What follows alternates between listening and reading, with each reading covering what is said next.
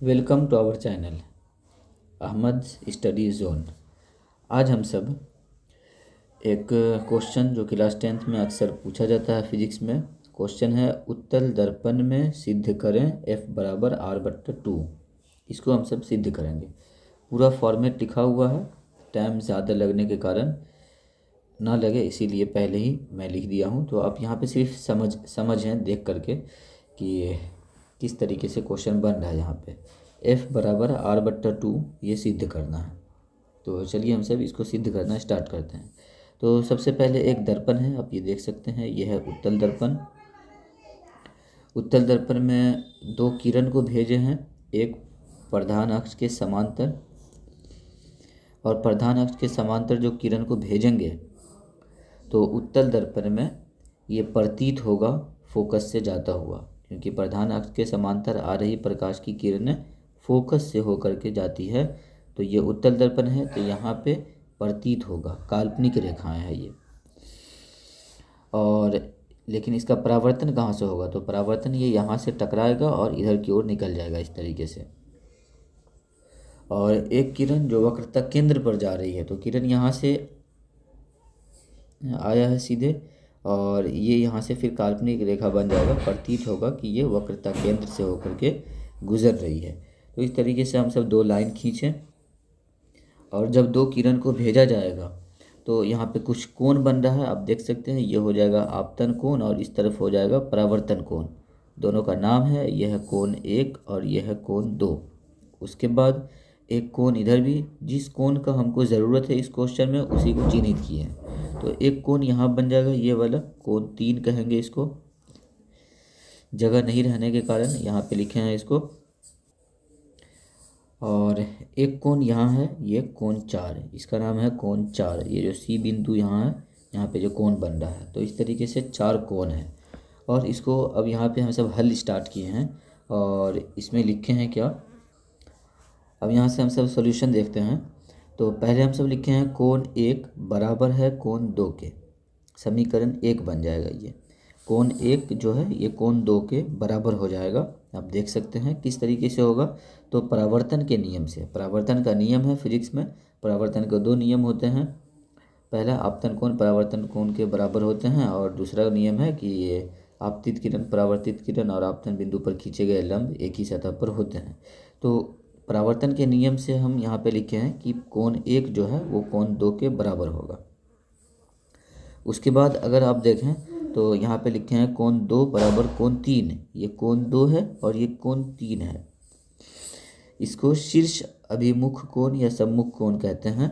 तो ये दोनों कोण भी होगा क्या कि बराबर होगा आपस में, ये वाला दोनों कोण की अगर बात करें तो यहाँ पे हम सब लिखे हैं कोण 2 बराबर कोण 3, और ये हो जाएगा समीकरण 2। और जब किसी त्रिभुज में, अब यहाँ पे अगर देखें तो कोण 1, ये जो कोण 2 है ये इस तरफ लिखा है, तो कोण 2 के बराबर में कोण 1 है और कोण 2 के बराबर में कोण 3 है। तो जब इस तरीके का अगर परिस्थिति बने कि किसी एक कोण के बराबर में कोई दो अन्य कोण अगर बराबर है, तो वो दोनों कोण भी आपस में बराबर हो जाएगा। तो ये दोनों कोण जो है 1 और 3 ये भी आपस में बराबर होगा। तो इसी को हम सब लिखे हैं कोण 1 बराबर कोण 3। समीकरण 1 और 2 के नियम से अगर हम सब देखें तो ये दोनों जो है बराबर हो जाएगा। उसके बाद समीकरण 4 में अगर देखें तो कोण 1 बराबर कोण 4, ये है कोण 1 और ये है कोण 4। ये संगत कोण है। संगत कोण किसको कहते हैं? तो कोई भी दो लाइन मान के चलें जो समांतर जा रही है, और उससे अगर कोई लाइन इस तरीके से अगर पास कर रही है, तो हम सब यहाँ इस कोण को और इस कोण को, इसको संगत कोण कहेंगे। संगत कोण और भी कई तरह के होते हैं, जैसे अगर इस तरफ की भी बात करें तो इधर भी ये वाला कोण और ये वाला कोण संगत कोण बनेगा। तो अब देखें तो ये लाइन जो है सीधा जा रही है समांतर, और यहाँ पे ये वाला कोण और ये वाला कोण अगर देखा जाए तो ये दोनों संगत कोण है। तो संगत कोण का नियम होता है कि संगत कोण आपस में बराबर होता है। तो संगत कोण के नियम से कोण 1 बराबर कोण 4, ये दोनों आपस में बराबर हो जाएगा। फिर इसी तरीके से अगर हम कोण 3 और कोण 4 को देखें तो कोण 1 के बराबर में है कोण 3 और कोण 1 के बराबर में है कोण 4। तो जब कोण ए के बराबर में है ये दोनों, तो ये दोनों भी आपस में बराबर हो जाएगा। कोण 3 बराबर कोण 4, समीकरण 3 और 4 से। तो यहाँ तक हम सब कुछ समीकरण बनाए हैं। अब हम सब एक त्रिभुज में बात करेंगे। यहाँ पे लिखे हैं त्रिभुज ACF में। आप देख सकते हैं यहाँ पे त्रिभुज, ये है A, ये है C और ये वाला बिंदु F। यहाँ पे इस तरीके से एक त्रिभुज बन रहा है, ध्यान से अगर देखें तो त्रिभुज ACF में हमसे बात करें अगर, तो ये बात तो समझ में आ चुका है कि ACF में कोण 3 जो है ये वाला, वो कोण 4 के बराबर में है। कोण 3 बराबर कोण 4, चूँकि कोण 3 बराबर कोण 4, तो जब किसी त्रिभुज में कोई भी दो कोण आपस में अगर बराबर है तो उन कोण के सामने का जो भुजा है वो भी बराबर हो जाएगा। तो कोण 3 के सामने कौन सा भुजा है, इसके सामने ये वाला भुजा हो जाएगा, CF या FC कह सकते हैं। और तो यहाँ पे लिखा हुआ है। और उसके बाद कोण 4 जो है यहाँ पे, ये वाला जो है कोण 4, इसके सामने जो भुजा है वो तो ये वाला भुजा है, AF कहेंगे। तो ये यही इन दोनों को हम बराबर में लिखेंगे, पहले किसी को भी लिख सकते हैं। तो हम यहाँ पे लिख लिए हैं AF बराबर CF। यहाँ है AF, ये वाला बिंदु A और ये F, तो इसको हम कहेंगे AF। और इसके बराबर में हो जाएगा CF, ये है C और ये F, ये CF, ये बराबर हो जाएगा AF बराबर CF। और यहाँ पे हम सब लिख लिए हैं समीकरण 6। 5 यहाँ तक था, ये हो गया समीकरण 6। समीकरण 6 के बाद अब एक बात हम सब जानते हैं कि दर्पण जो होता है, तो दर्पण का द्वारक जो है काफ़ी छोटा होता है। दर्पण की जो चौड़ाई है इसी को द्वारक कहते हैं, ये दर्पण की चौड़ाई है। तो चूँकि दर्पण का द्वारक बहुत छोटा होता है, ये जो है काफ़ी नज़दीक होता है, एकदम सटा हुआ दर्पण का द्वारक, ये वाला बिंदु और ये वाला बिंदु। तो जब दर्पण का द्वारक छोटा होगा तो इसका मतलब ये है कि बिंदु A जो है वो बिंदु P के काफ़ी निकट होगा। ये जो है बिंदु A, यहाँ पे अगर देखें ध्यान से, तो ये जो है बिंदु A, ये इस बिंदु के काफ़ी निकट होगा। और जब निकट होगा तो लाइन जो है वो बराबर हो जाएगा। भले ही देखने में लग रहा है जैसे कि एक लाइन इस तरीके से है और ये लाइन ऐसे लग रहा है कि ये लाइन बड़ा है या छोटा है, लेकिन जब नज़दीक होगा तो एकदम से बराबर होगा दोनों। ऐसा लगेगा कि दोनों लाइन बराबर है, क्योंकि दर्पण का द्वारक छोटा है। तो बिंदु, ये दोनों बिंदु एक दूसरे के आपस में एकदम से नज़दीक में होगा, और जब नज़दीक में होगा तो इसका मतलब है कि बराबर होगा।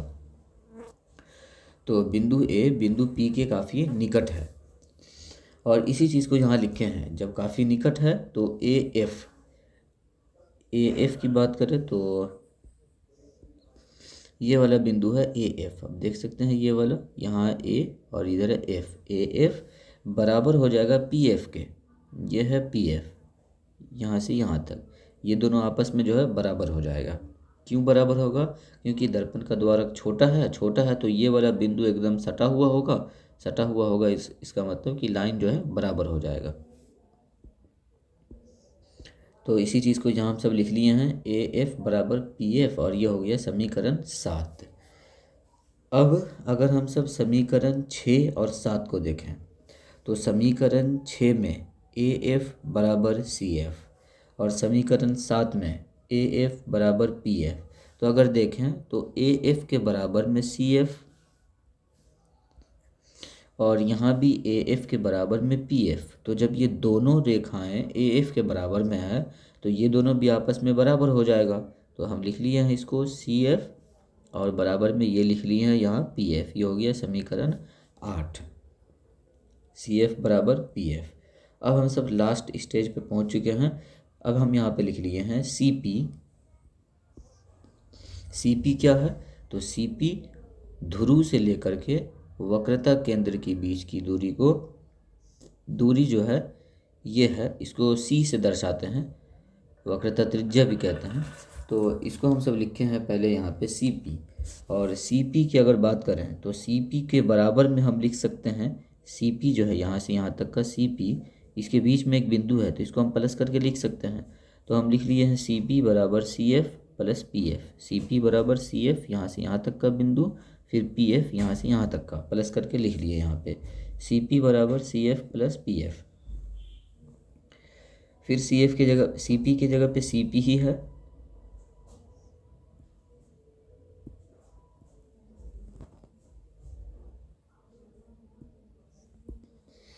सी पी की जगह पर सी पी ही है यहाँ लिखा हुआ, और सी एफ का मान यहाँ हम सब समीकरण 8 देखें तो सी एफ का मान कितना निकला, पी एफ।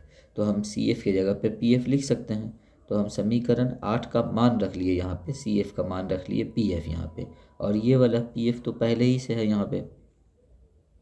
फिर सी पी की जगह पे सी पी और P F plus P F इन दोनों को जोड़ लिए हैं। तो जब दोनों को जोड़ेंगे तो ये हो जाएगा 2pf, P F plus P F 2pf। अब हम यहाँ से रखे हैं मान।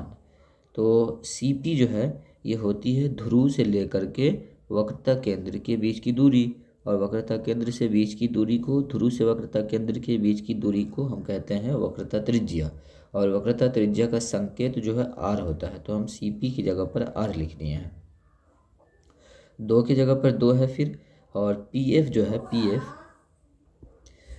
और तो ये वक्रता त्रिज्या की जगह पे आर हो गया, 2 की जगह पे 2 है। और पी एफ की अगर बात करें तो आप ये देख सकते हैं यहाँ पी और ये है एफ।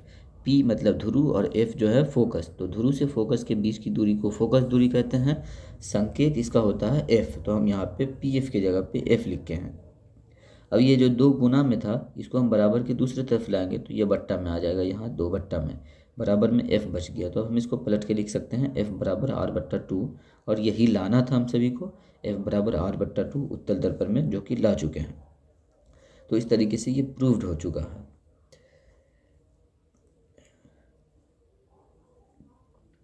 अब यदि आपको यह वीडियो यूज़फुल लगा हो तो वीडियो को लाइक, शेयर और चैनल को भी सब्सक्राइब कर दें, ताकि इस तरीके की प्रत्येक वीडियो की नोटिफिकेशन आप तक पहुंचती रहे। फिर हम सब नेक्स्ट वीडियो में अब हम सब दर्पण सूत्र को सिद्ध करेंगे, और इसके अलावा भी और भी बहुत सारे इम्पोर्टेंट क्वेश्चन हैं, उसको हम सब सॉल्व करेंगे।